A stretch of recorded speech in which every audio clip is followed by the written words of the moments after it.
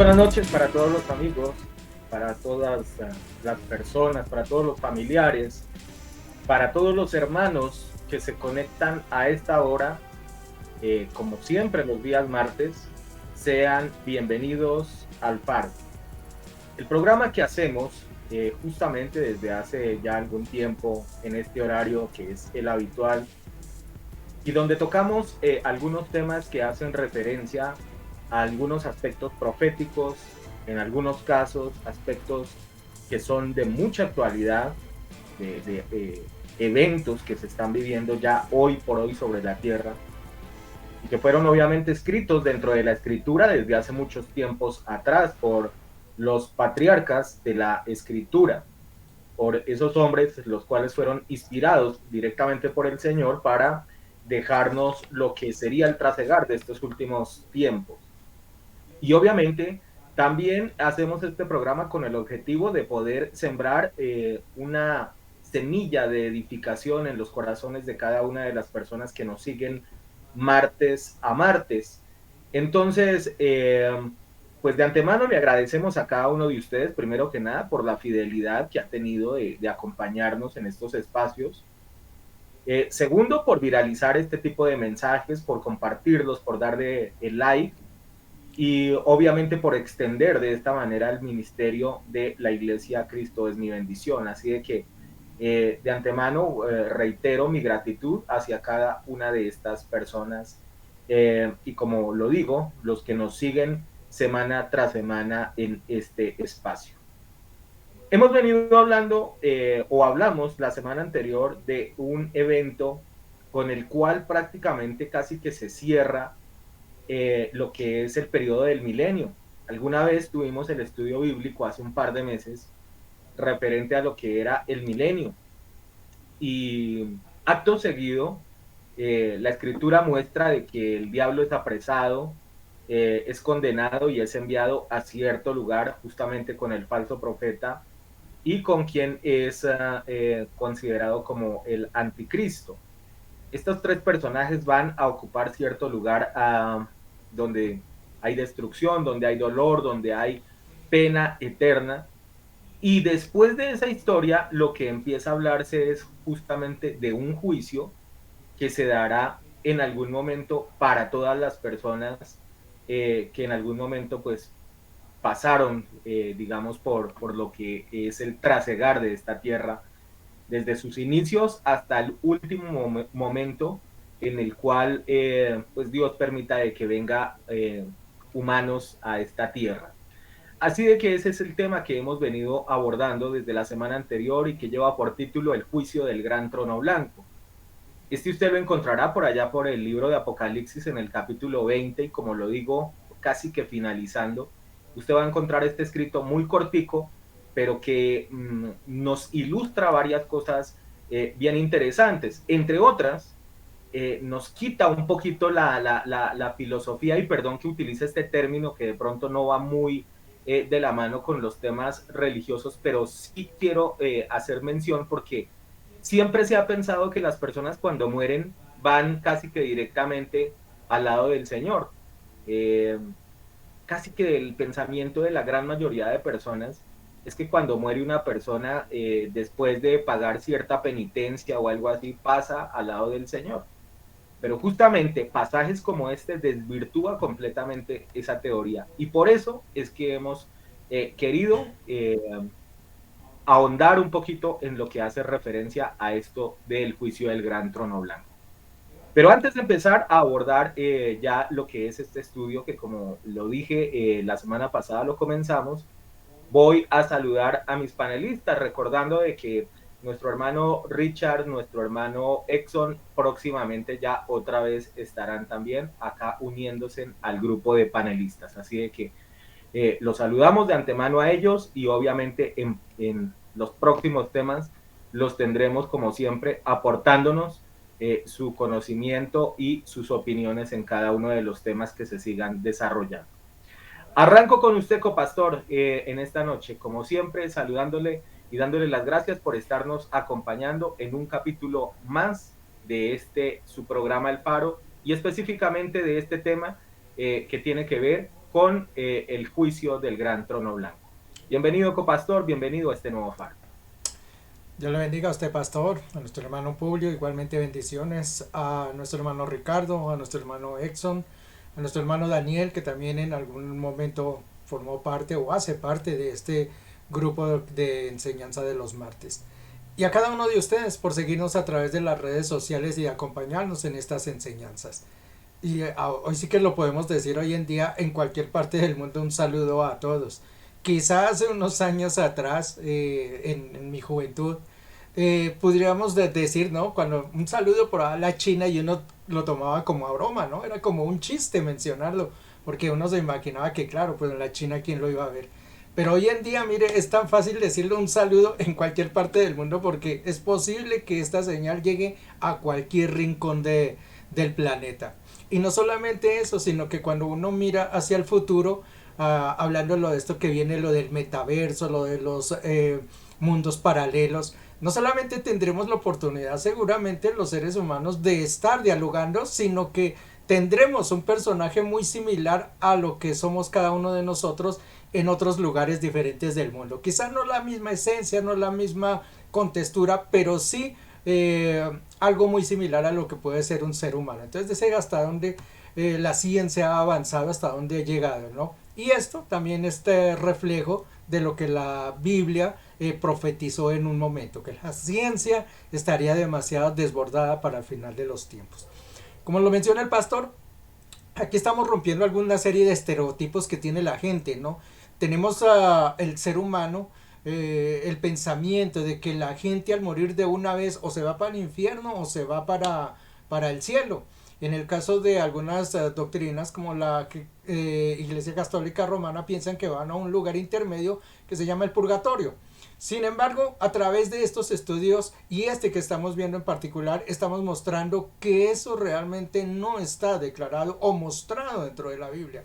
Que la Biblia nos menciona aspectos muy claros y muy fijos a lo que es la palabra del Señor. Y esos estereotipos de repente hay que romperlos, ¿no? Hay que zafarse uno de esa caparazón que le han mostrado, abrir los ojos a la verdad y darse cuenta exactamente lo que la Escritura dice. Lo que pasa es que anteriormente la gente creía era a las versiones que venían de papá, de la mamá, del abuelo, de la abuela, del tatarabuelo, y esas versiones muchas veces eran falsificadas, eran tergiversadas, ¿no? Entonces ese error se iba replicando durante generación de generación en generación. Hoy no, hoy podemos romper con esos esquemas porque tenemos a mano todos nosotros una Biblia y podemos verificar lo que es cierto y lo que no es cierto. Y esta es una de esas cosas que nosotros podemos romper ese paradigma y decir que no es cierto. Que los seres humanos mueren pero tienen un destino muy distinto al que se nos ha enseñado. Bienvenidos y continuemos con este estudio. Siga, pastor. Muchas gracias, copastor.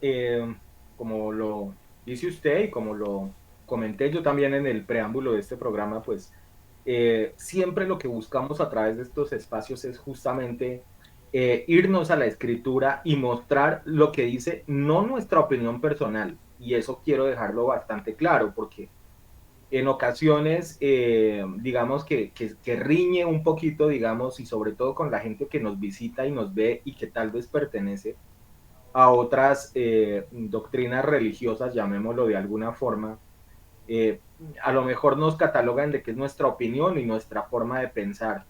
Pero siempre nosotros lo que buscamos es ajustarnos a la escritura y algo de lo que normalmente hacemos o yo hago al iniciar, digamos, estos espacios es justamente leer el texto central e incluso en el transcurso del programa los diferentes panelistas y yo mismo nos apoyamos en algunos otros versículos para dar nuestras conceptos y opiniones sobre el tema que se esté referenciando y pues obviamente en este caso no es la excepción. Voy con mi siguiente panelista en esta noche, nuestro hermano que nos ha venido acompañando durante estas últimas emisiones del Faro. Le damos la bienvenida a nuestro hermano Publio, dándole gracias por estar una vez más acompañándonos y aportándonos en este tema su conocimiento y su opinión, lógicamente, referente a él. Bienvenido, hermano Publio, bienvenido al Faro. capítulo donde hace referencia a lo que es el juicio del gran trono blanco. Bienvenido. Buenas noches, pastor. Buenas noches, copastor. Buenas noches a los hermanos Ricardo, Edson y Daniel. Y buenas noches a todos los hermanos y personas que nos visitan. Sí, vamos a ver un tema que de repente es complicado, ¿no? Porque para muchos, incluso fuera del cristianismo, pensar en la resurrección o en juicios, pues es complicado, ¿no? Para muchos es la vida y cuando la vida acaba, pues para el hombre todo terminó ahí. Pero pues en la Biblia nos encontramos claramente con el concepto de resurrección, de qué se trata y por qué lo hay. Y también nos encontramos con los juicios. El primero a Adán y Eva para sacarlos del paraíso. Y este último, que es con el que se finaliza todo, que es el del gran trono blanco, donde van a llegar las personas que no aceptaron a Jesucristo por una u otra circunstancia y que serán procesados por sus obras, aunque según lo que dice la misma Biblia, por las obras no serán salvos, sino por la aceptación de Jesucristo. Entonces, pues esta noche estaremos viendo esa parte, pero también la forma como se llega a ese juicio, o sea, el despertar, porque en ese momento pues es un despertar, la resurrección, para llegar ahí, de dónde vienen, cómo vienen las personas y cómo ya los que fueron justificados por Jesucristo, pues no estarán en este juicio.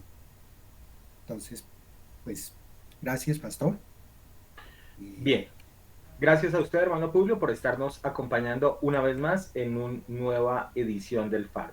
Vamos a ir a las escrituras. Los invito de que estemos ubicándonos en el libro de Apocalipsis, en el capítulo 20, versos 11 en adelante.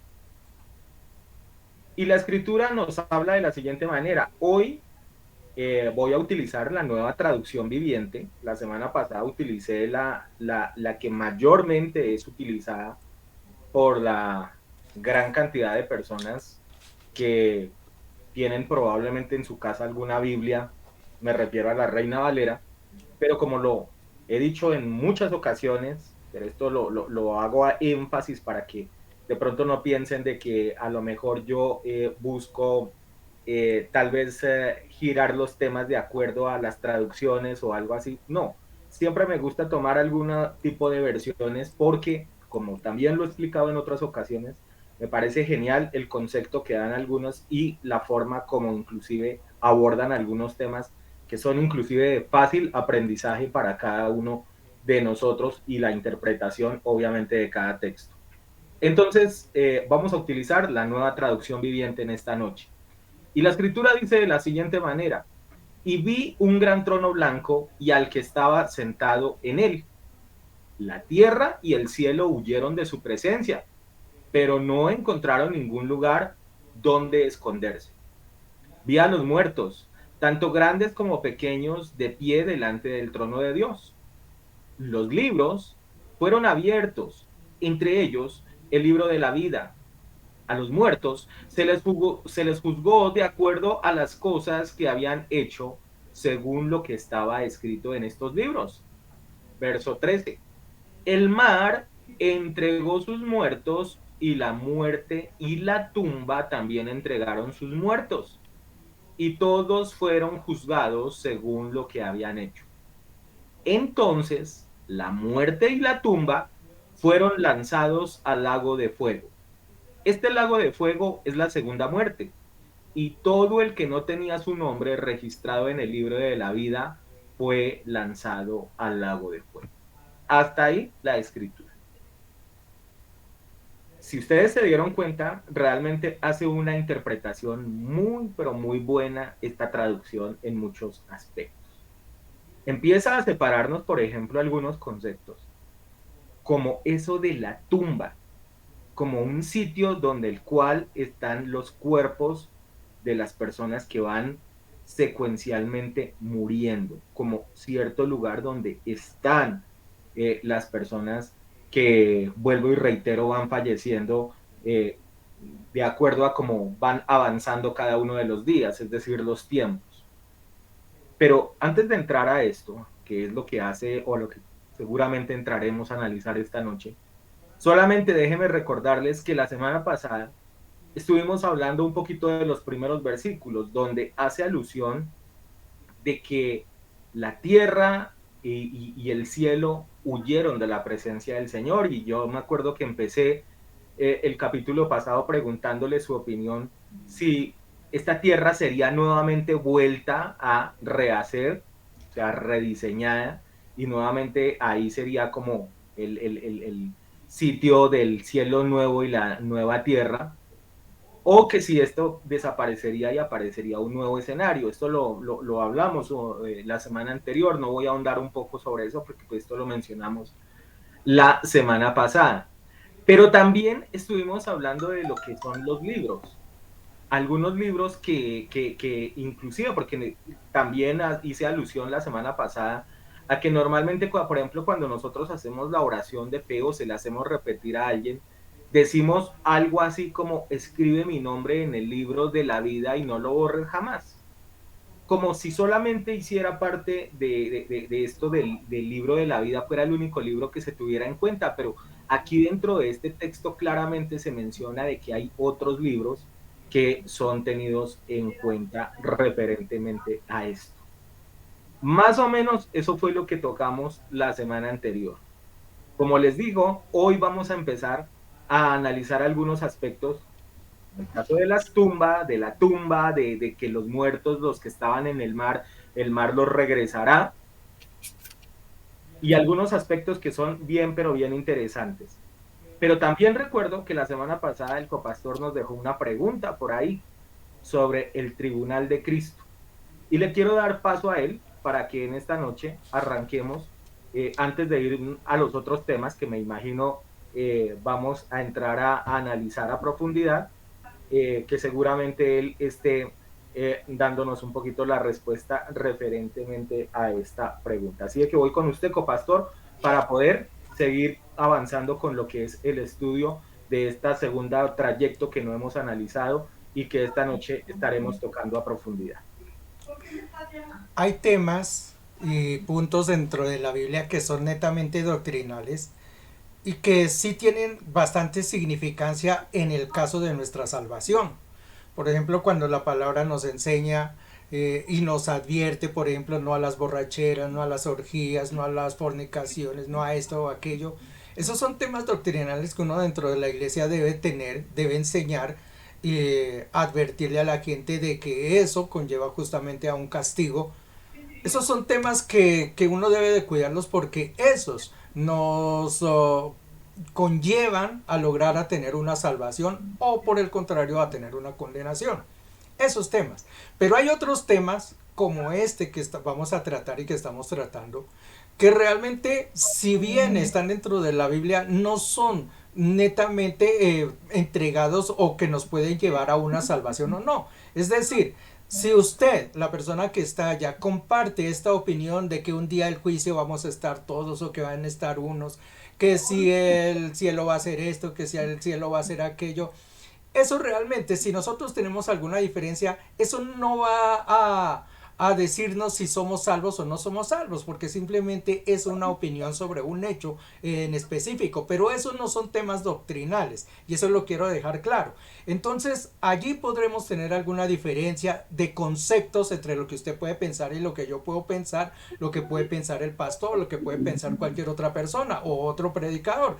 Exactamente, pero eso, el hecho de que estemos en contradicción sobre ciertos temas, no quiere decir que entonces la salvación no se alcance. La salvación se alcanza es con temas netamente doctrinales, ya le digo, como los que mencionamos anteriormente, como los que se explican por allí en los evangelios principalmente, en las cartas de Pablo o en estos términos donde se nos exalta a tener una vida santa. Pero ya de conceptos como estos, de saber qué va a ser un final, eso no implica que si nosotros estamos o no estamos en cierto concepto vayamos a ser salvos o no. Eso lo quiero dejar claro para empezar entonces. porque, bueno, porque puede ser, y ya lo he tenido con algunas personas, y en el internet si usted busca por allí va a encontrar que hay muchos conceptos acerca de eso, que sí, que el tribunal es esto, que el juicio es esto, que vamos a estar, que otros no vamos a estar. Bueno, hay una cantidad de cosas que a veces es difícil ponerse uno de acuerdo. Yo les mencioné la semana pasada acerca del juicio, ya nuestro hermano pastor nos leyó la parte del Apocalipsis. Yo les quiero recordar lo que dice Daniel, capítulo 7, versículos 9 al, al 10, creo. Dice: estuve mirando hasta que fueron puestos tronos, y se sentó un anciano de días, cuyo vestido era blanco como la nieve y el pelo de su cabeza como lana limpia. Su trono llama de fuego, y las ruedas del mismo fuego ardiente. Un río de fuego precedía y salía delante de él, y millares de millares le servían, y millones de millones asistían de él. El juez se sentó y los libros fueron abiertos. Yo entonces miraba a causa del sonido de las grandes palabras que hablaba el cuerno, y ahí sigue hablando una cantidad de cositas más. ¿Qué quiero mostrar con eso? Que le estamos hablando aquí de un gran juicio final, que es el que estamos llamando el juicio del gran trono blanco, que ese es el que se está refiriendo también allí en Apocalipsis. En Apocalipsis se menciona que hay un anciano y que se abren unos libros y esto y aquello. Aquí Daniel lo especifica un poquito más, ¿no? Ya nos habla del Hijo del Hombre incluso. Mire que Juan no lo habla, pero aquí Daniel, que vivió muchos años antes, él sí lo menciona, que dice uno como Hijo del Hombre que recibió poder y esto y aquello, está presente en ese día del juicio. Y la otra porción que yo me referí la semana pasada estaba en Corintios, déjeme aquí la busco, en la segunda de Corintios capítulo 10, no, capítulo 5 versículo 10, donde dice: porque todos nosotros, hablando quién, Pablo pues de la iglesia, dice, todos nosotros debemos comparecer ante el tribunal de Cristo, para que cada uno sea recompensado por sus hechos estando en el cuerpo, de acuerdo con lo que hizo, sea bueno o sea malo. Entonces allí les dejé la incógnita y la pregunta. Estamos hablando en el Apocalipsis y en Daniel de un juicio general a todas las personas. Sin embargo, aquí en Corintios Pablo nos está haciendo un llamado, es de un juicio que es ante el tribunal de Cristo. Yo les dejé la preguntita: ¿es el mismo juicio o es diferente? ¿O vamos a pasar dos juicios? ¿O cuántos juicios hay para entrar al reino de los cielos? La respuesta por ahora es sencilla, simple, normal. Son dos juicios a mi concepto un tanto diferentes. El juicio que se va a presentar al final es para los pecadores. Notemos allá que cuando está leyendo en Apocalipsis se dice que serán tomados y serán condenados, la mayoría de ellos por sus obras. Se les va a tomar sus obras, buenas, malas, lo que sea. Ya vamos a hablar acerca de las obras más adelante, y serán condenados. Aquí en el tribunal de Cristo, mire que Pablo le está hablando es a la iglesia. No le está hablando al pueblo en general, es a la iglesia. Y le dice, porque todos nosotros, o sea, la iglesia dice, debemos comparecer ante el tribunal de Cristo. Eso es distinto. Nosotros, los que somos ya creyentes, que estamos en los caminos del Señor, compareceremos ante el tribunal de Cristo. Es algo que hay que hacerlo. Yo les voy a mostrar algunos pasajes donde nos muestran que efectivamente Jesús va a ser juez de nosotros como cristianos, como hijos de Dios. Voy a leerles el libro de los Romanos capítulo 8.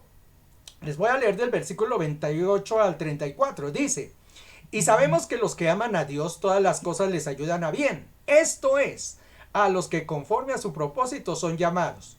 Porque los que antes conoció también los predestinó para que fuesen hechos conforme a la imagen de su Hijo, para que Él sea el primogénito entre muchos hermanos. Y a los que predestinó, a estos también llamó. Y a los que llamó, a estos justificó. Y esa palabra hay que tenerla en cuenta. Nosotros a veces hay frases que las quitamos, que no le prestamos atención, pero este justificar aquí toma mucha validez. Eso de justificar. Dice, nos justificó, y a los que nos justificó también nos glorificó. Versículo 31 dice: ¿qué pues diremos de esto? Si Dios es por nosotros, ¿quién contra nosotros? Dice, Él no escatimó ni a su propio Hijo, sino que lo entregó por todos nosotros. ¿Cómo no nos dará entonces también todas las cosas? Y hace una pregunta: ¿quién acusará entonces a los escogidos de Dios? Y da una respuesta: Dios es el que nos justifica. Y vuelve y pregunta, ¿y entonces quién es el que condenará? Y la respuesta es Cristo, el que murió en la cruz. Entonces démonos cuenta allí en estos pasajes cómo si en realidad el que viene allí a tomar el puesto de juez es Cristo. Ahí se lo está dando. Versículo, voy al libro de Juan, capítulo 5, versículos 22, dice, porque el Padre a nadie juzga, sino que todo el juicio lo dio al Hijo. Dese cuenta, todo el juicio. Pero ahí es donde ya vamos a mirar que no es para todos los hombres, es para la iglesia. Él entrega el juicio solamente para nosotros los cristianos. Él lo entrega para que seamos juzgados a través de él. Dice, para que todos honren al Hijo como honran al Padre. El que no honra al Hijo, no honrará al Padre. De cierto os digo que el que oye mi palabra y el que cree en que me envió tiene vida eterna y no vendrá a condenación, porque ha pasado de muerte a vida. De cierto os digo que viene la hora y ahora es, cuando los muertos oirán la voz del Hijo de Dios y los que no la oyeren vivirán.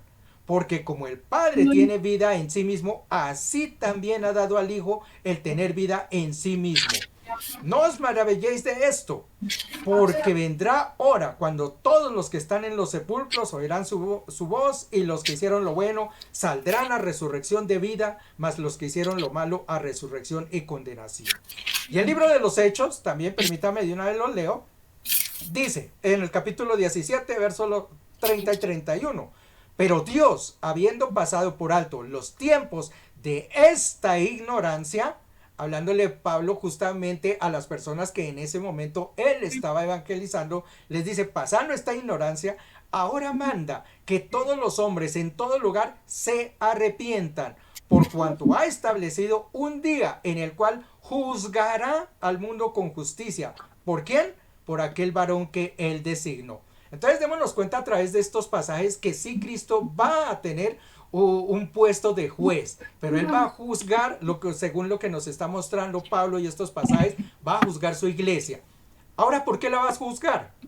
Sería importante saber entonces por qué la va a juzgar y cómo entonces, si ya somos juzgados, vamos a pasar el juicio final. Eso lo veremos más adelante. Siga, pastor. Bien, entonces estaremos analizando un poquito eso. Le quiero pedir al favor a mis hermanos panelistas que estemos cerrando los micrófonos cuando no estemos interviniendo, porque es que se nos está colando bastante ruido en la grabación.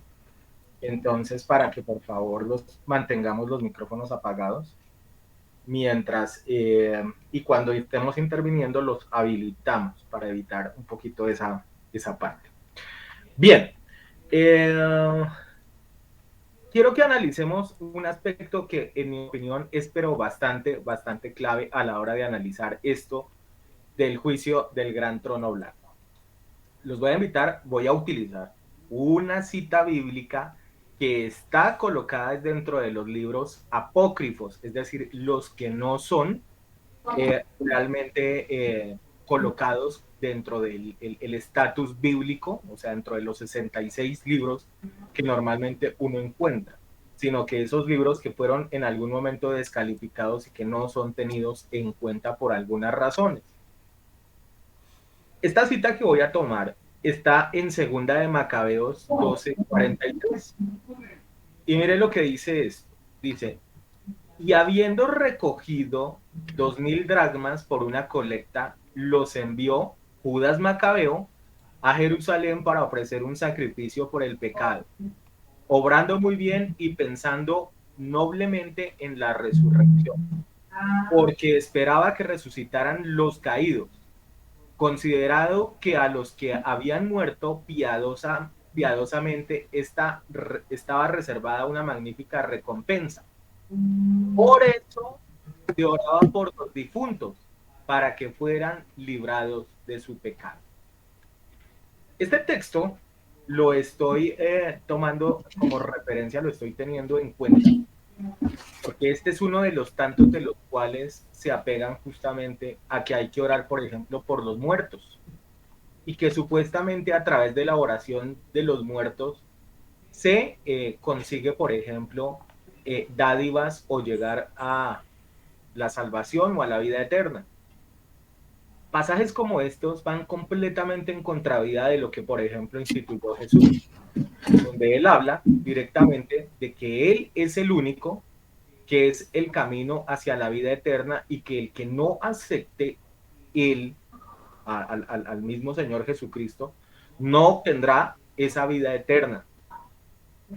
Esto es lo que de pronto nos genera muchas polémicas en muchos aspectos con otras doctrinas religiosas, aspectos particularmente como este. Y la pregunta es muy sencilla. ¿Y por qué menciono esto? Porque si eso funcionara de esa manera, ¿para qué existiría un trono al final de la historia donde se juzgaría a los muertos? No tendría ningún sentido, no tendría ninguna lógica. Si existiera verdaderamente la forma en la cual un muerto pasa al purgatorio y allá expía sus pecados, pues no tendría ninguna razón el juicio del gran trono blanco. Pero peor aún, o sea que en este mundo usted podría hacer lo peor o podría ser muy bueno, pero a la larga no habría una gran diferencia ni entre el muy bueno ni entre el muy malo, porque a la larga los dos irían a un mismo lugar a realizar su vida después, de cuando obviamente partan a la presencia de Dios. Es algo que es ilógico, simplemente es cuestión de ponerle sentido común. Menciono este pasaje simplemente para que lo tengamos en cuenta porque hubo un papa, Gregorio Magno, por allá en el año 560 más o menos, que instituyó el purgatorio como ley y dijo que esa era una de las doctrinas que debían suscitarse y sostenerse. Mas, sin embargo, cuando yo reviso la escritura y veo pasajes como este, como el de Apocalipsis 20, me doy cuenta de que aspectos como esto quedan definitivamente sin ningún tipo de evidencia ni de sustento, porque Dios definitivamente juzgará a los muertos en algún momento. Y como lo dice la misma escritura, quien no estuvo escrito en el libro de la vida, seguramente será llevado a condenación. Voy con usted, hermano Publio, para que sigamos avanzando en este estudio. Bueno, al respecto, si uno lee la Biblia aquí, dice en Apocalipsis 20:14, dice, y la muerte, no, perdón, el 13 es, y el mar entregó los muertos que había en él, y la muerte y el Hades entregaron los muertos que había en ellos, y fueron juzgados cada uno según sus obras. Creo que la confusión viene por ese lado. Si uno mira en Isaías también, Isaías 5:14 dice, habla del Seol, dice, ha abierto ancha su boca más allá del límite. Entonces, ¿qué quiere decir? Que es como si el Seol o el Hades en el fondo significan lo mismo, aunque en la Biblia, en el Antiguo Testamento, encuentra uno más Seol y en el Antiguo Testamento y en el Nuevo Testamento encuentra más Hades, encuentra que allí es donde están los muertos. Si bien es cierto, habla del mar aquí también en Apocalipsis 20, pues lo que significa es que de todas maneras pues serán traídos los muertos de todo lugar, o sea, que no hay ningún muerto que se escape en el caso de en el trono blanco para los que serán juzgados. La confusión puede estar en ese lado. ¿Qué es el Hades o qué es el Seol realmente? Si uno lo mira, pues los católicos directamente lo que hablan ahí es de que es el purgatorio. O sea, es un lugar como un cielo intermedio antes de llegar a la presencia de Dios, donde dicen, pues está como dormido y ahí puedo quitarle los últimos pecaditos, las manchitas que tenga. Pues al fin y al cabo dice que la iglesia debe llegar sin mácula, sin mancha, sin nada a la presencia de Jesucristo. Pues entonces ahí se le quitan las manchitas, o sea, los pecaditos que tiene rezándole durante 9 días o rezándole unos Padres Nuestros o esto o aquello. Pero ¿qué significa entonces el Hades o el Seol? ¿Será eso un sitio donde están los muertos como a espera de a ver qué pasa si lo van a llevar allá al cielo, donde yo puedo mis últimos responsos, mis últimos rezos para hacérselo para que esa persona se salve? Y realmente no, no. Si bien es cierto, es el lugar donde caen todos los muertos y que ahí no hay diferencia, son los muertos, los salvos y no salvos. Todos caen ahí, todos caen ahí y quedan es como en un sueño, quedan ahí como esperando a que Jesucristo levante a unos cuando es el tribunal de Cristo para todos los salvos, para traerlos al primer. Ese no es un juicio, sino ese es como de premios. O sea, por las obras de cada uno, si bien es cierto, ya somos salvos o ya son salvos todos los cristianos, los que aceptaron a Jesucristo como su Salvador personal, y sus obras hicieron que no fuera borrado el libro de la vida, serán levantados, pero en esa parte estarán entregando los premios de acuerdo a las obras que haya tenido. Pero en el tribunal de Cristo, ¿quiénes van a llegar? Los condenados, los que ya no tienen, hace vulgarmente, vuelta de hoja. O sea, ya se perdieron, pero también serán condenados por sus obras, todo lo malo que hicieron en la tierra. Pero lo que dice la Biblia es que ahí están dormidos. O sea, ni están en la presencia de Dios porque llegan hasta este momento de estos dos juicios o en espera.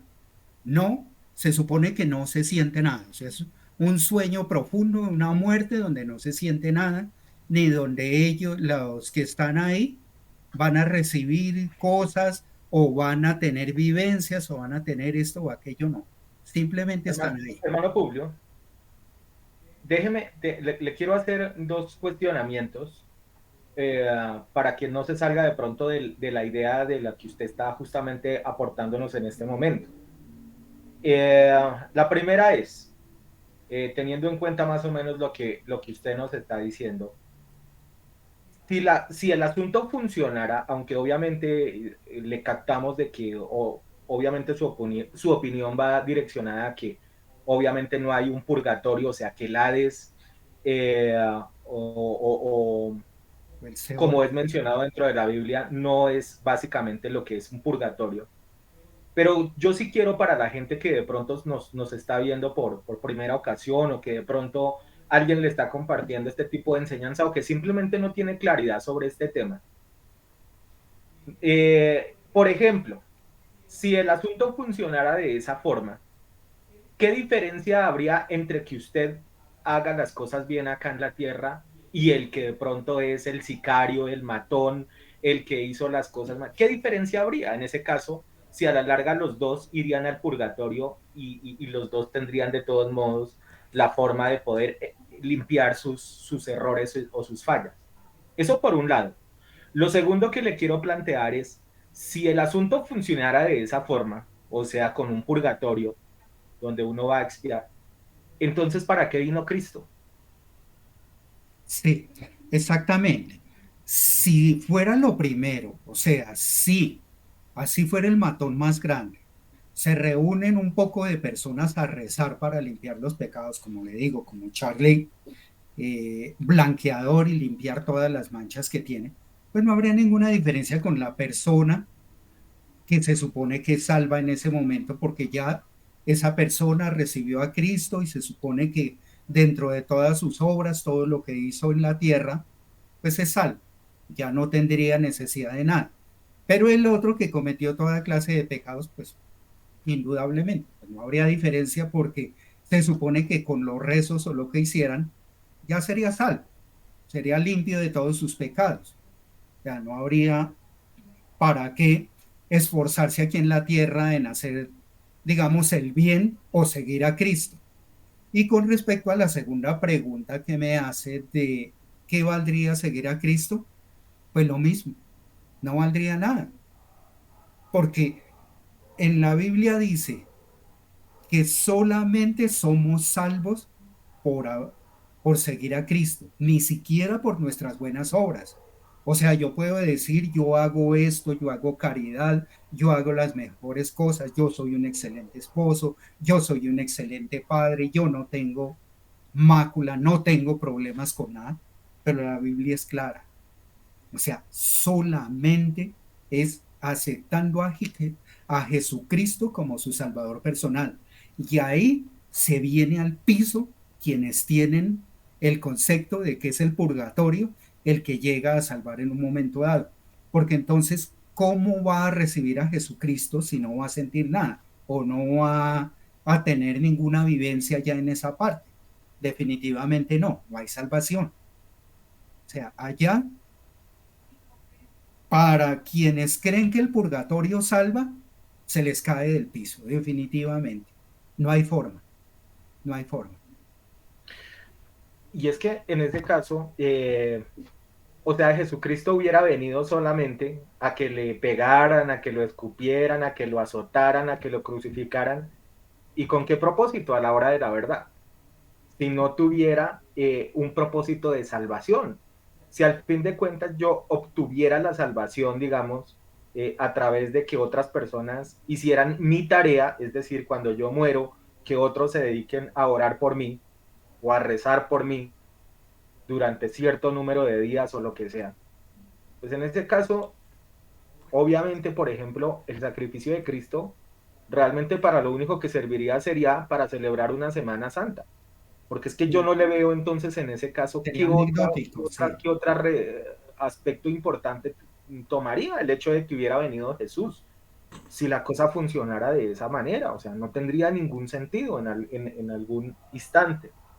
Entonces, estas son cositas que yo sí quiero, porque justamente esto va muy acuñado precisamente a creencias, como, vuelvo y lo reitero, como el caso, por ejemplo, de lo del purgatorio, del limbo y cosas como estas, y que sí es bueno de que, digamos, la gente empiece a tener una visión más acertada con respecto a esa parte. Pero, copastor, le quiero preguntar a usted también, ¿y qué pasa entonces, por ejemplo, con el ladrón con el cual estaba crucificado con Jesús y al cual Jesús le dice, hoy estarás conmigo en el paraíso? ¿No iría como en contraposición con lo que se está hablando en este pasaje donde se dice que los muertos serán resucitados, pero hasta cierto momento en el cual se presenten delante del gran trono blanco o en su defecto en el rapto, en las bodas de la iglesia? Recuerdo que alguna vez tuve este estudio, pero me gustaría de que de pronto usted nos ahondara un poquito sobre este tema. Alguna vez lo mencionamos que esto es cuestiones de interpretación de la palabra.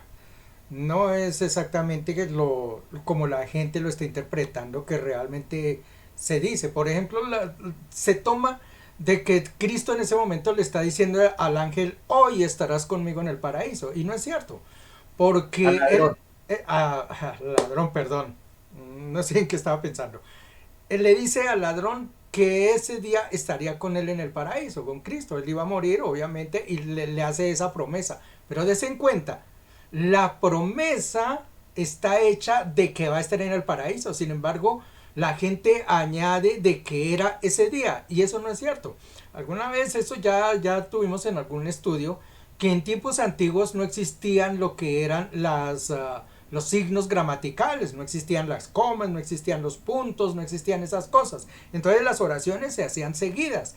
Una coma puede cambiar la intención de una palabra, completamente puede cambiar el sentido a una palabra. En este caso, lo que el Señor le está diciendo es, en verdad te digo hoy, o sea, ese día que estaban muriendo, el Señor le está diciendo, en verdad te digo hoy, que tú vas a estar conmigo en el paraíso. Entonces él le está dando es la promesa ese día de que un día va a estar en la promesa, pero no le está dando la promesa es de que ese mismo día se lo iba a llevar para el paraíso. Entonces es una mala interpretación que existen allí en esos versículos. No es que el ladrón fuera a morir y de una vez se iba con el Señor, no. Tiene su promesa y seguramente él está durmiendo. Permítame, de una vez leo ese pasaje. Es importante, yo lo tengo por aquí anotado.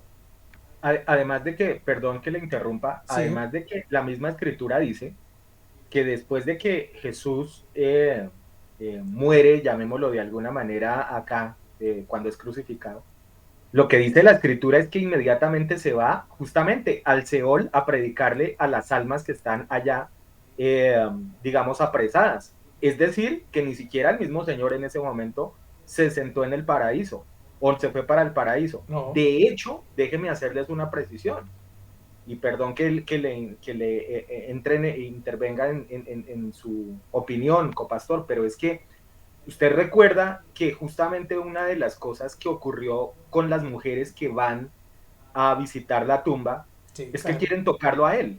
Mm. Y Jesús no deja que nadie lo toque.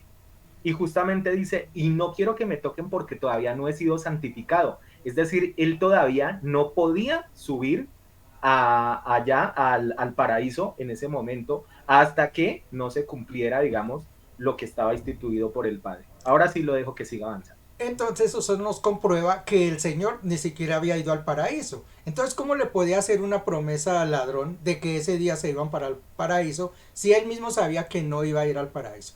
Entonces, ya les digo, es una cuestión es de interpretación, mala interpretación. Y hay que tener cuidado con estas malas interpretaciones porque por ahí hay una cantidad de doctrinas erróneas por culpa de eso. Entonces hay que tener conocimiento de eso. Primera de Tesalonicenses capítulo 4 versículo al 13 al 17 es muy claro. Dice, tampoco queremos, hermanos, que ignoréis acerca de los que duermen. Mira que Pablo le está hablando a la iglesia de Tesalónica y le está hablando es acerca de los muertos y los está llamando es los que duermen.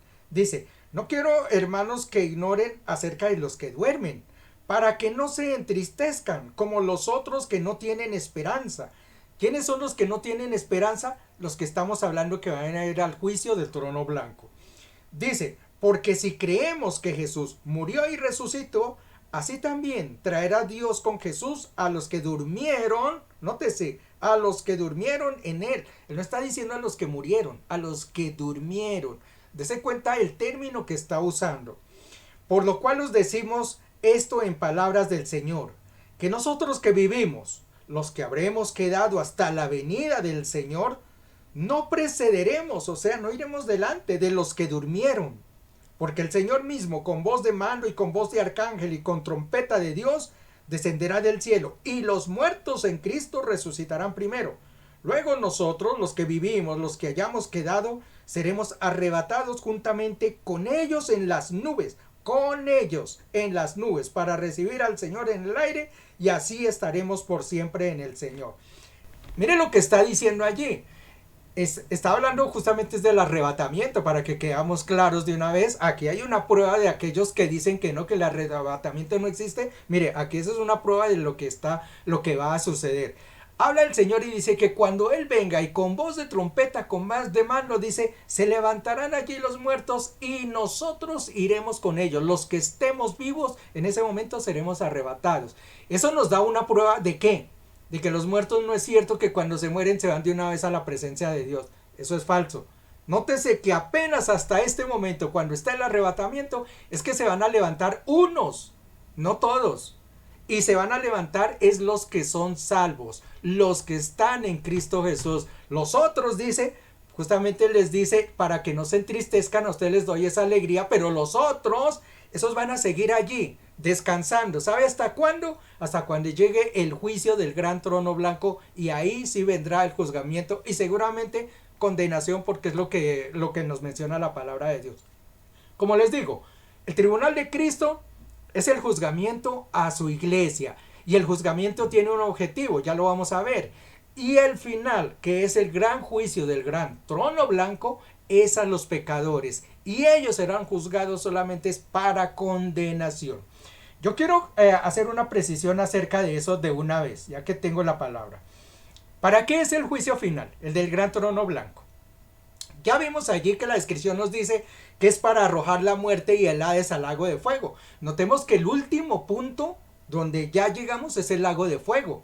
No es el infierno, no es el Hades como se menciona por allí, porque ni la muerte, porque ellos van a ser recogidos y van a ser lanzados el lago de fuego. Esa es la condenación eterna, lago de fuego. ¿Qué es lo que va a ser lanzado allí? Pues justamente la muerte del Hades y todas las personas que son pecadoras. Ahora, ¿qué se busca con eso? ¿O qué se está buscando en ese momento? Destruir el pecado. que es justamente lo que hace separación entre Dios y el hombre. Mire que el Señor nunca ha querido condenar al ser humano. Él le ha dado los medios para que nosotros seamos salvos. Entonces el Señor no quiere que pasemos a juicio ninguno de los seres humanos para que seamos condenados. Él lo que quiere es destruir el pecado. Entonces el punto final, el juicio final, es para destruir el pecado, para condenar el pecado. Mire que en Romanos capítulo 6, versículo 23, recuerdan lo que dice la palabra del Señor. Dice, porque la paga del pecado es muerte, mientras que la dádiva de Dios es vida eterna en Cristo Jesús, Señor nuestro.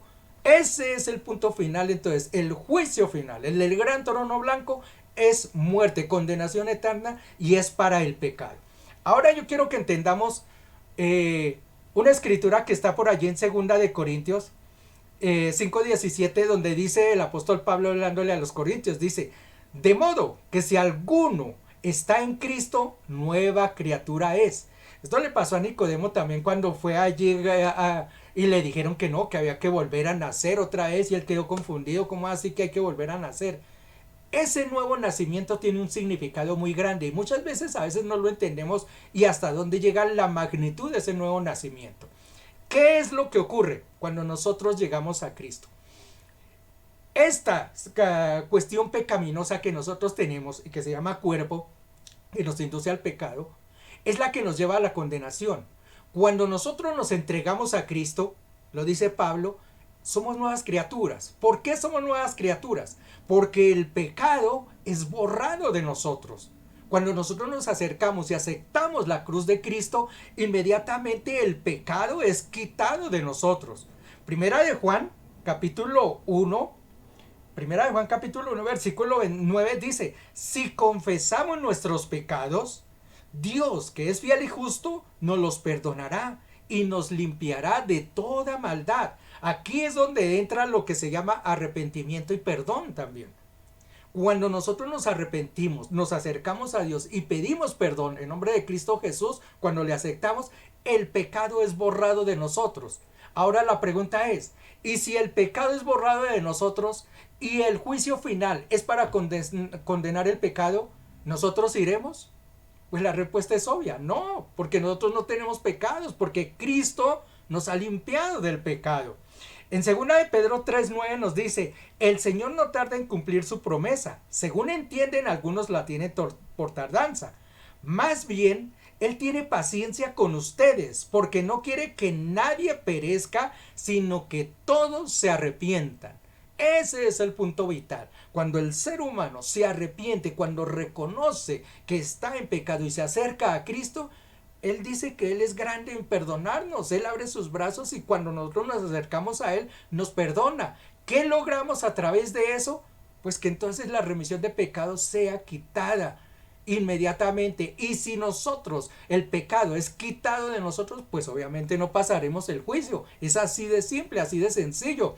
Lo que dice el pastor, ¿cómo un muerto se iría a arrepentir entonces si muere en pecado? Pues un muerto no lo puede hacer. Él ya está condenado porque ¿cómo va a hacer para arrepentirse? Por eso la salvación es en este mundo, cuando uno tiene la oportunidad de acercarse a Cristo y solicitar el perdón. Efesios capítulo 1, versículos 7 al 8 dice, en Él, ¿en quién? En Cristo, dice, en Él tenemos la redención mediante su sangre, el perdón de nuestros pecados, conforme a las riquezas de la gracia que Dios nos dio en abundancia con toda sabiduría y entendimiento. Y en Colosenses capítulo 1, 13, 14 dice, Él nos libró del dominio de la oscuridad y nos trasladó al reino de su amado Hijo, en quien tenemos la redención y el perdón de pecados. Salmo 32, 1 dice, dichoso, bienaventurado, todo aquel al que le son perdonadas sus transgresiones, a quien se le borran sus pecados. Y uno se pregunta, ¿y por qué ese salmo dice que son bienaventurados y dichosos? Pues ahora lo entendemos, porque el que es perdonado de pecados, el que se le limpia los pecados, el que se arrepiente ante el Señor, no va a pasar por el juicio final, porque esa es la condenación, es para los pecados. Entonces, tenemos ya una claridad. El juicio final es para condenar a todo el que no ha aceptado a Cristo, principalmente el pecado. En el caso de los cristianos, no pasaremos por ese juicio, porque Cristo ya nos ha limpiado de todo pecado. Esa cuestión de arrepentirnos, de acercarnos a Cristo, nos hace libres de ese pecado, pero con una condición, y la condición es que seremos juzgados por Cristo. ¿Para qué seremos juzgados? Se los digo en el próximo segmento que me corresponda. Siga, pastor. Justamente hablando del tema de lo que hace referencia a lo que son los muertos como tal, no solamente a lo que hace alusión a la resurrección, o por el contrario a la condenación, como son los, digamos, versículos que hemos hablado en esta noche y que básicamente estamos teniendo en cuenta a través de este estudio. Pero hay uno que me parece bien interesante y que justamente habla en el estado en el que se encuentran los muertos. Y este hace alusión justamente en el libro de Eclesiastés, capítulo 9 verso 5. Acuérdese que este es el libro del predicador como tal, Eclesiastés.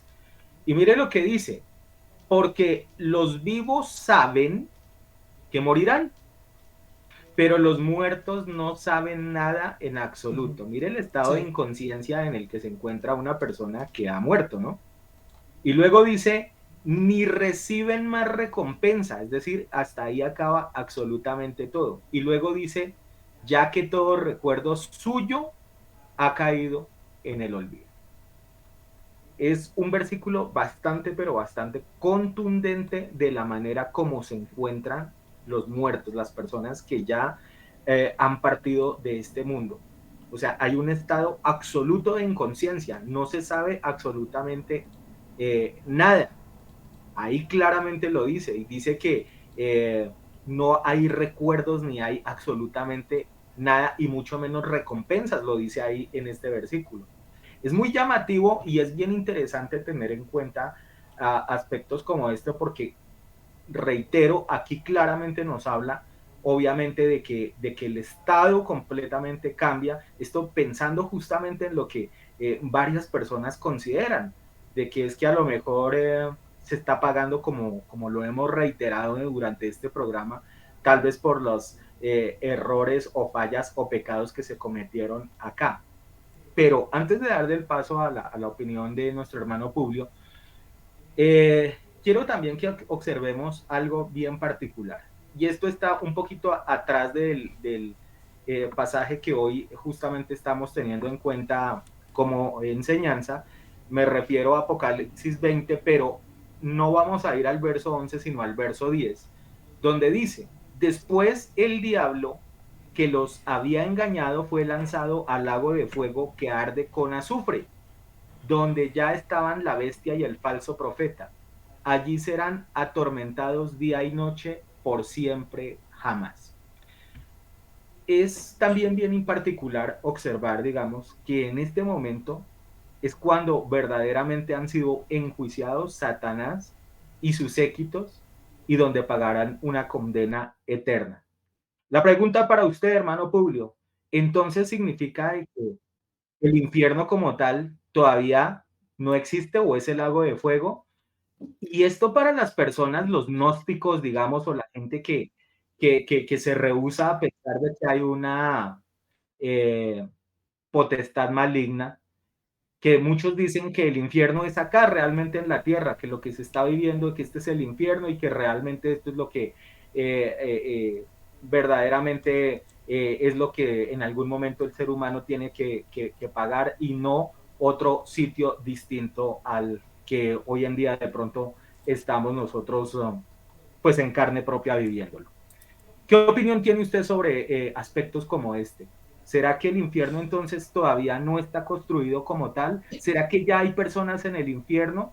¿Y será que eh, Satanás entonces, en dónde se encuentra en este instante? Bueno, definitivamente el infierno no existe todavía. El infierno es creado para Satanás y para todos sus ángeles o demonios caídos. Y no está hecho en este momento. En este momento lo que existe es el Hades, que es donde reposan todos los muertos. Como le decía en la intervención anterior, no solo para los muertos perdidos, para los muertos que no aceptaron a Jesucristo, sino también para quienes son salvos, para quienes posteriormente estarán en el tribunal de Cristo, es decir, los que están en el libro de la vida. O sea, todo el mundo está ahí. Pero de acuerdo a este pasaje y de acuerdo a otros pasajes, definitivamente el infierno será creado un momento, en el momento en que el anticristo sea condenado. Y cuando en ese momento van a caer el anticristo y el falso profeta. Posteriormente, ¿quién va a caer? Satanás. Es el próximo que cae. Después de la gran tribulación, el que cae es él. Y por último, ¿quiénes van a caer? Pues los que, seguidores, los que no son salvos. O sea, va a ser creado en ese momento y no en este momento. En este momento no existe como tal el infierno. Y eso de que es la tierra, pues no es cierto. Partiendo de ahí, no es cierto porque no existe.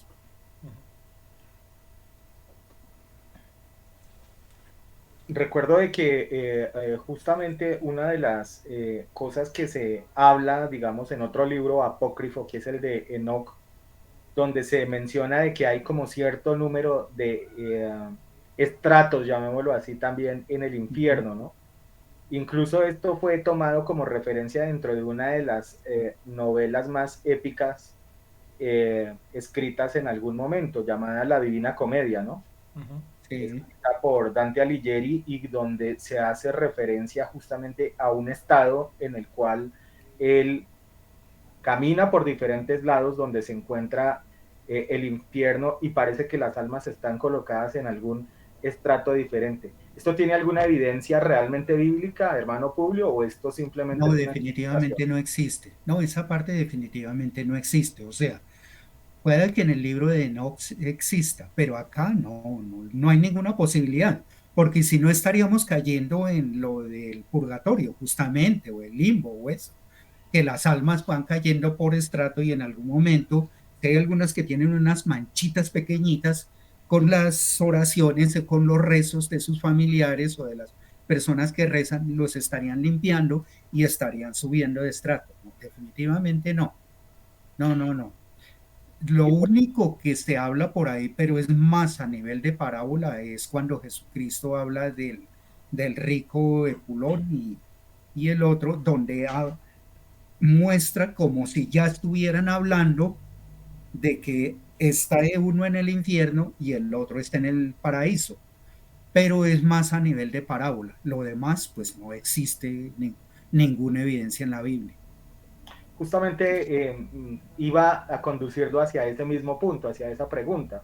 ¿Qué decir entonces en ese caso de la parábola donde se menciona al rico y a Lázaro, ¿cierto? Donde se Sí, menciona de que uno acá en vida realmente vivió situaciones bien precarias, el otro por el contrario fue enaltecido y justamente donde hay poca misericordia de parte del rico hacia Lázaro y los papeles se intercambian de alguna manera sí, ya cuando los dos mueren, ¿no?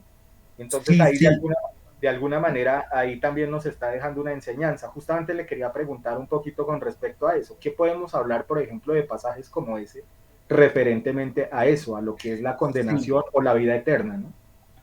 Es más la enseñanza que le queda a uno de que qué va a pasar si yo no sigo una vida. Al fin y al cabo, cuando uno le habla a las personas sobre Jesucristo, sobre la salvación, sobre el arrepentimiento, que era sobre lo que hablaba el considerado el grande, el profeta más grande en la Biblia, que es Juan el Bautista, ¿de qué hablaba? Arrepiéntase. O sea, eso era todo prácticamente. En ese momento no era con Jesucristo, sino arrepiéntase y el reino de Dios viene a nosotros. Ese era todo el mensaje de él. O sea, me imagino que las predicaciones eran tremendas porque los seguidores eran muchos, pero en resumen eran esas dos cosas, arrepiéntanse y el reino de Dios viene a nosotros. Ahora, algo como estos pasajes, como el del rico y Lázaro, ¿de qué nos está hablando? Tal vez nos confunde una cosa.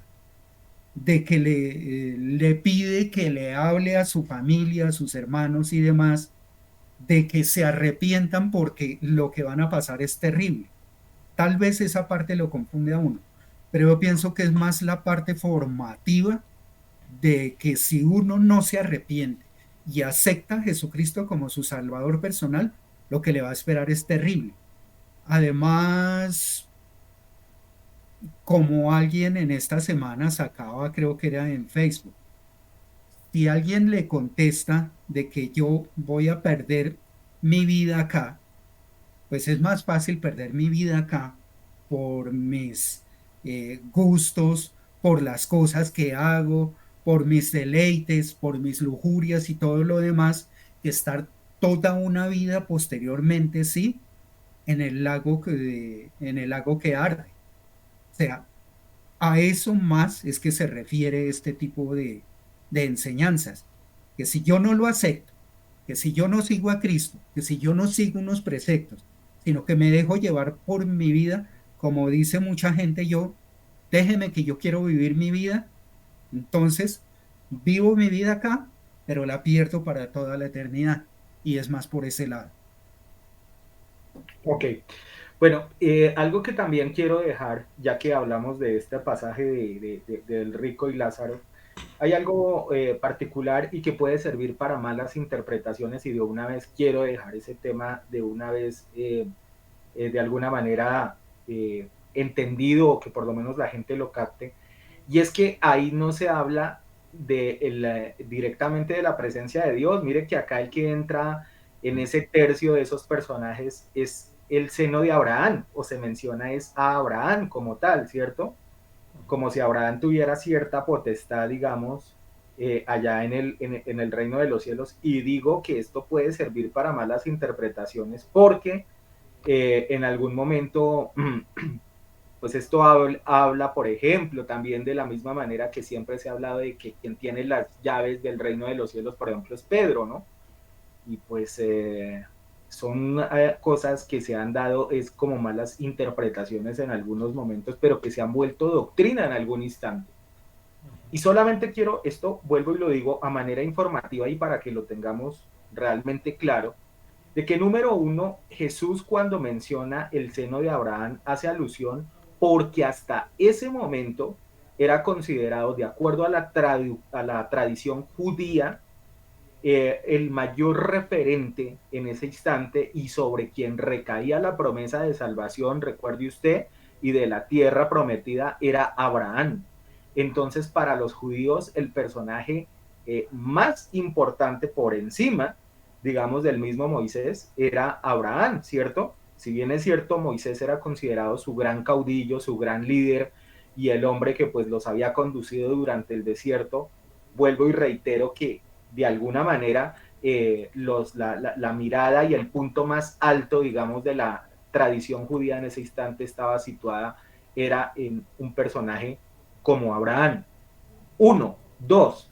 El otro aspecto tiene que ver con lo que inclusive prediqué el domingo pasado, y es que recuerde usted, de acuerdo inclusive a la misma menorá y demás, de que, por ejemplo, personajes como el caso de Abraham es tipología directamente o representa de alguna manera la forma como Dios actúa más adelante, así como Isaac representa o es tipología de Cristo y está representado lo que va a ser el sacrificio y la forma como vienen promesas sobre él, e inclusive sobre personajes como Rebeca, como Eleazar, son personajes que representan la forma como Dios más adelante en el Antiguo Testamento empezaría a tratar a la iglesia y lo representa, pues en este caso obviamente no es la excepción y Abraham, vuelvo y digo, habla o hace referencia a lo que es la tipología de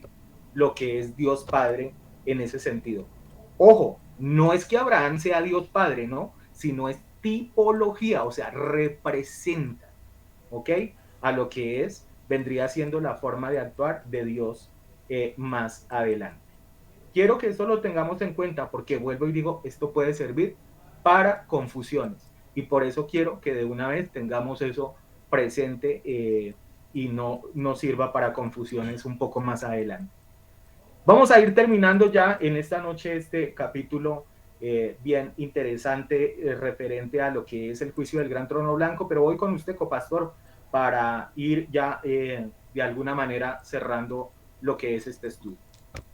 Bien, haciendo claridad entonces que nosotros somos perdonados, somos limpiados del pecado y que el pecado va a ser juzgado hasta el final en el gran trono blanco. Creo que entonces queda claro por qué la iglesia sí se levanta, por qué los santos se levantan cuando el Señor viene. Obviamente, si no va a haber pecado en medio de nosotros, pues obviamente ya seremos levantados con el Señor y no tendremos entonces que esperar hasta ese juicio final. Vuelvo y digo, ese juicio final es solamente para los pecadores. Pero entonces, ¿para qué somos juzgados en el tribunal de Cristo? Pues es sencillo. Resulta que en el tribunal de Cristo nos presentaremos y Él no nos irá a condenar, nos irá a librar, pero nos va a entregar una serie de galardones que menciona la Biblia, por allí están escritos. Alguna vez hicimos algún estudio y de pronto en algún otro momento los tocaremos, pero hay una serie de galardones que son entregados para la iglesia.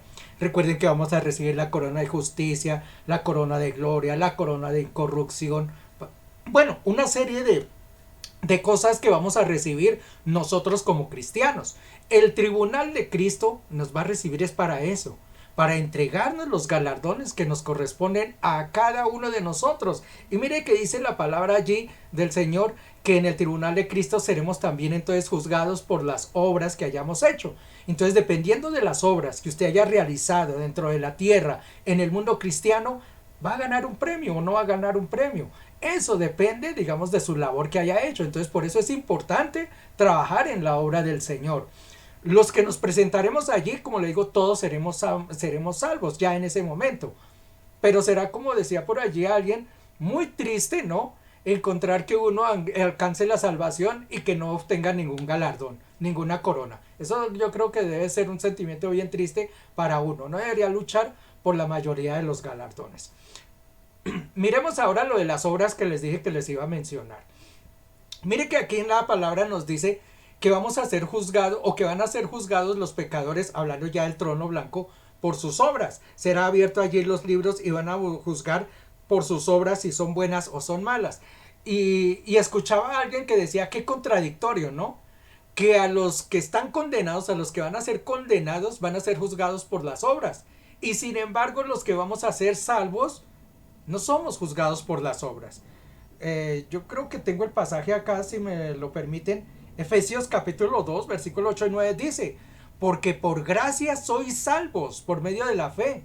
Y esto no es de vosotros, pues es un don de Dios, no por obras, para que nadie se gloríe.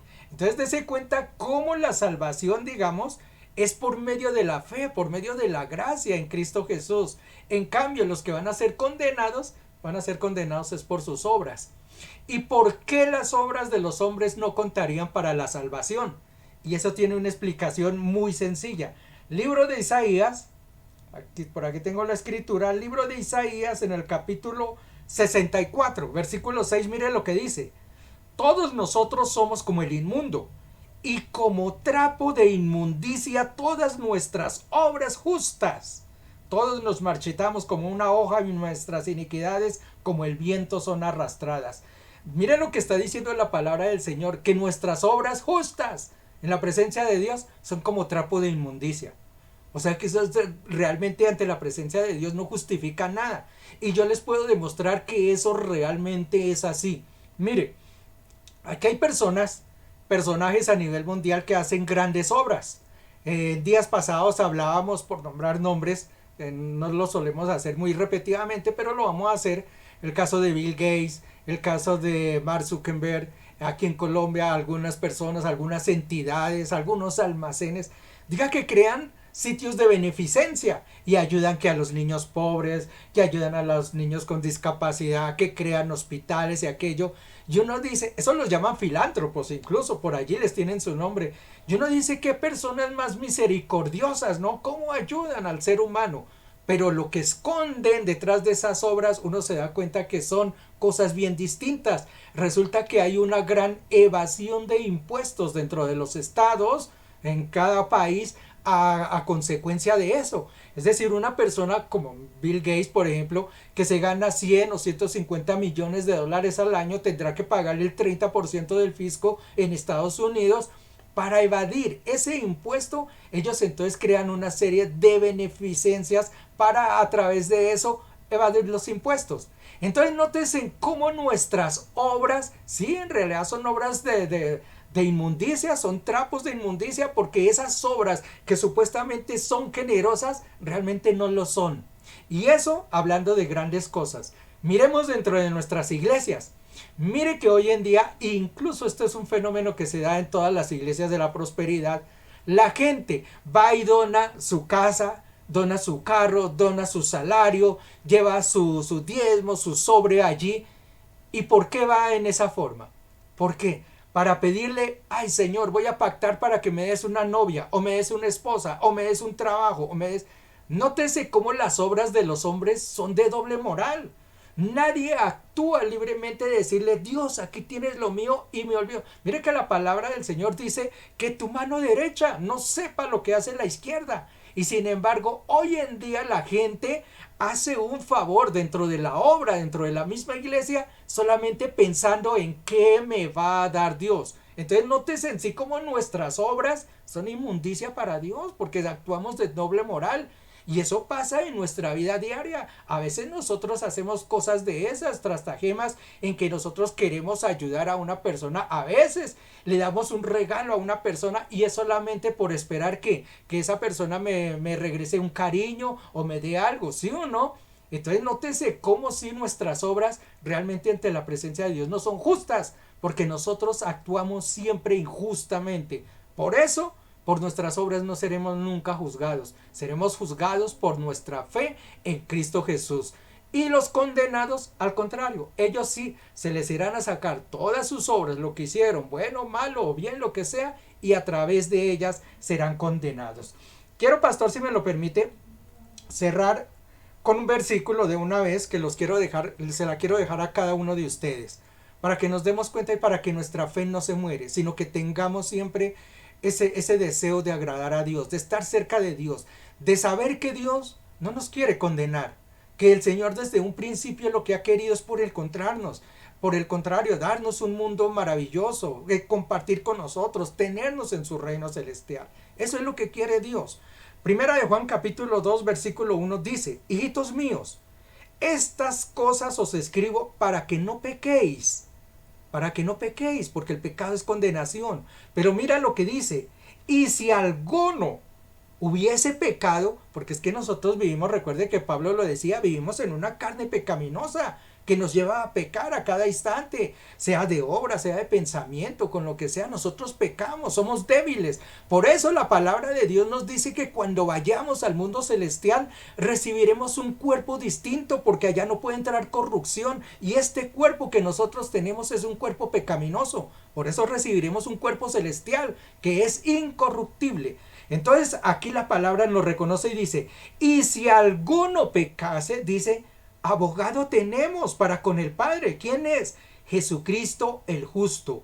Y Él es la expiación por nuestros pecados. Y no solamente por los nuestros, sino por los de todo el mundo. Mire la convicción que nos da el Señor. Si pecamos, Él es fiel en perdonarnos. Solamente hay que acercarnos a Él. Y si nosotros estamos perdonados y santificados en Él, nunca el juicio nos tocará a nosotros. La iglesia será santa y la novia perfecta al lado del Señor. Dios los bendiga. Nos vemos la semana entrante. Gracias, copastor. Sí, interesante la forma como usted plantea algunas cosas referentes a lo que tiene que ver de alguna manera con las obras, que es algo que normalmente nosotros siempre colocamos por delante cuando somos de alguna forma confrontados, ¿no? Me refiero, y esto no solamente lo digo en la persona que no es practicante, por ejemplo, del cristianismo o del protestantismo, como usted lo quiera mencionar en esta noche, porque me refiero incluso a uno mismo o a la buena cantidad de personas que asisten a una iglesia cristiana. En algún momento uno siempre tiende a sacar las obras de uno adelante. Pareciera ser que las obras de uno tomaran cierta relevancia. No, es que yo hago esto, es que yo oro, es que yo ayuno, es que yo leo la Biblia, o sea, de alguna manera como que uno mismo está buscando la autojustificación en algún momento.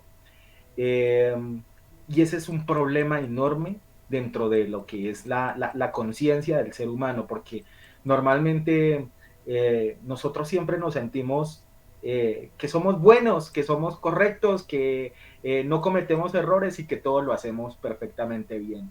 Pero cuando uno realmente toma el espejo de la palabra del Señor, se da uno cuenta de que realmente uno es muy proclive a muchos errores y que constantemente anda uno fallando, y ahí es donde uno tiene que acudir a la misericordia de Dios. Pero justamente quiero hacerles mención de algo, tanto a los hermanos panelistas como a la iglesia, a los hermanos que nos siguen a través de las redes sociales. Algo de lo que nosotros hacemos, por ejemplo, dentro de la iglesia Cristo es mi bendición, mensualmente, el tercer domingo de cada mes, este fin de semana lo tuvimos, es la Santa Cena. Y puede ser que uno no le preste mucha atención a aspectos como estos, o puede ser que uno no lo vea, o que lo vea por el contrario como algo ritualístico, llamémoslo de alguna forma. Mas, sin embargo, la misma escritura, algo de lo que menciona es que a través de esa simbología, de esos implementos, estamos recordando el sacrificio del Señor, es decir, siempre tenemos presente lo que el Señor hizo en la cruz por cada uno de nosotros. Y algo que es para mí crucial, y está justamente en los versículos con los que normalmente yo cierro cuando tengo la oportunidad de ministrar la Santa Cena. Y es que dice que nosotros a través de esto somos castigados. Y uno inclusive podría decir, ¿cómo así que soy castigado? Y sí, justamente cuando se refiere a esto, se habla de un juzgamiento en ese momento, de que el Señor nos está juzgando en ese instante y que a través de ese juicio hemos sido castigados precisamente, y lo dice, lo reitera, para que no seamos condenados con el mundo, haciendo clara alusión a lo que es el juicio del gran trono blanco. O sea, para que nosotros no pasemos por circunstancias o situaciones tan complejas como esta y tan difíciles, y donde obviamente la posibilidad más enorme es de que esa persona que se presente al frente del gran trono del Señor sea es a condenación. Pues justamente lo que el Señor nos está evitando. Y cuando usted participa de la mesa del Señor, como le digo, lo dice la misma escritura, no solamente está recordando el sacrificio que hizo Jesús en su vida y que a causa de eso usted está recibiendo salvación, sino que también le está recordando de que usted ya fue juzgado y que justamente usted obtendrá mérito del Señor, que no lo merecíamos, pero que por su gracia lo recibimos, justamente la salvación y la vida eterna. Hermano Publio, quiero ir con usted para ir terminando en esta noche su opinión sobre lo que ha sido este estudio del juicio del gran trono blanco.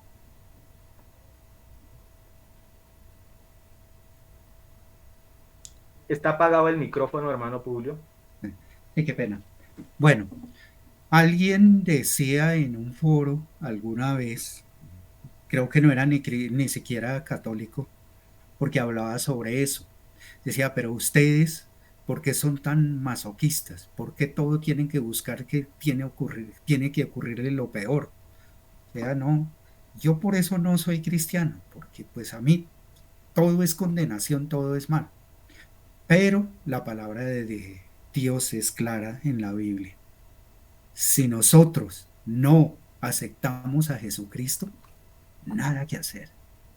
Allá, en el gran trono blanco, será el destino de todos aquellos que, así como en la en la parábola del sembrador, donde dice que el sembrador botó las semillas, unas cayeron en tierra buena, otras cayeron en espinas, otras cayeron en piedras y así sucesivamente.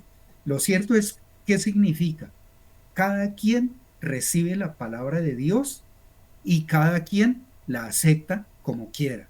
Las personas que definitivamente no lo quisieron aceptar, las personas que están entre que, ¡ay, los de espinas!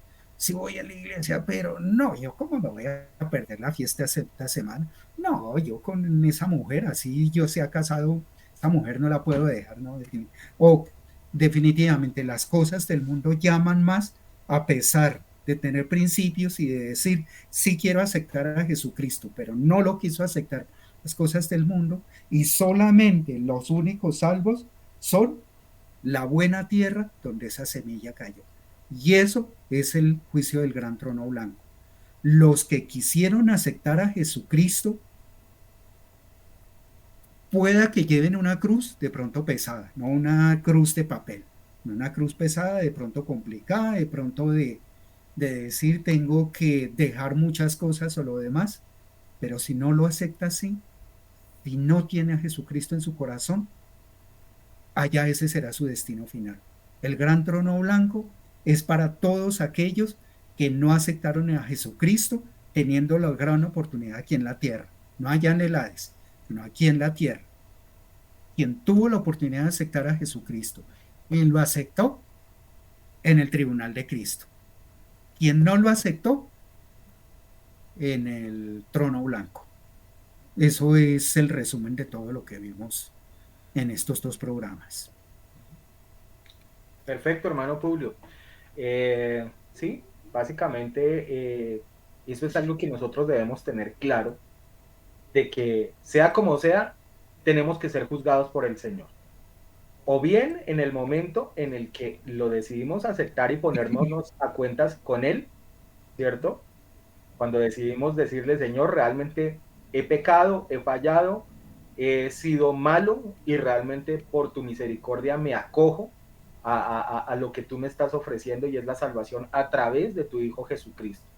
O la otra opción, pasar al otro juicio, pero es un juicio que es terrible y donde en un alto porcentaje, como lo dije hace algún rato, muy seguramente el destino no será el de un final feliz, sino será justamente el lugar que tiene el Señor apartado, justamente para las entidades malignas como lo es Satanás y cada uno de sus seguidores.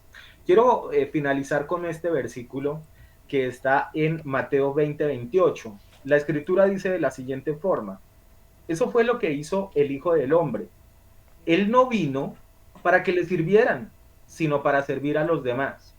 Y póngale cuidado lo que dice acá. Y para dar su vida como rescate a cambio de muchas personas. Creo que aquí nos Más ilustra claro. perfectamente lo que vino a hacer el Señor. Vino a entregar su vida para rescatarnos. Y mire que no habla de todos, dice muchas personas. ¿Y por qué no habla de todos?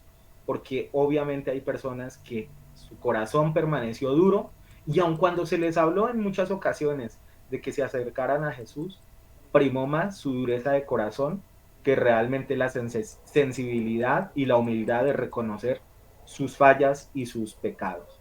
Y quiero que este sea el colofón de esta enseñanza, que realmente nosotros nos demos cuenta de que hay una realidad absoluta. Y es que así como existe el bien y el mal, también existe una deidad que representa el bien y ese es nuestro buen llamado Señor, pero también hay una potestad maligna representada en lo que es Satanás y todas esas cosas que indudablemente incitan al ser humano a alejarse de Dios. Y él sabe perfectamente cuál es el trabajo que está haciendo justamente para llevarse la mayor cantidad de personas hacia la condenación. Este estudio del juicio del gran trono blanco lo hemos traído con el objetivo de simplemente abrir los ojos de cada persona y que analicen realmente de que va a haber algo que hacia el futuro se va a dar sí o sí y que es importante que nosotros seamos conscientes de aspectos como este y que ojalá en este momento usted que tiene la opción de aceptar a Jesús tome esa decisión y que si en algún momento usted se ha alejado o que simplemente siente de que ha enflaquecido en cuestiones de fe, este es el momento para retomar esas sendas y volver nuevamente a direccionarse hacia las sendas de Jesús. Y no espere hasta el último momento porque usted no sabe cuándo realmente será esa última opción. que pueda usted vivir. Así de que es importante de que estudios como este nos traigan a la reflexión y nos muestren un escenario hacia el futuro. Es muy, pero muy realista de lo que sucederá con cada uno de nosotros. Bien, hemos llegado al final de este estudio y deseamos de todo corazón de que haya sido de el gusto y la complacencia de cada uno de ustedes. A mis dos panelistas, al copastor, a mi hermano Publio, les bendigo en el amor de Jesús y les doy gracias por habernos acompañado en esta noche. Nos reencontraremos en un próximo faro más adelante con un nuevo estudio. Y igualmente a las personas que hasta este momento nos han acompañado, les deseamos un feliz descanso y ojalá que esto haya sido de el beneplácito de cada uno de ustedes. Y como siempre, será hasta una próxima oportunidad. Si es que el Señor no nos ha llamado a su presencia o si Él no ha venido por su iglesia. Bendiciones para todos. Bendiciones.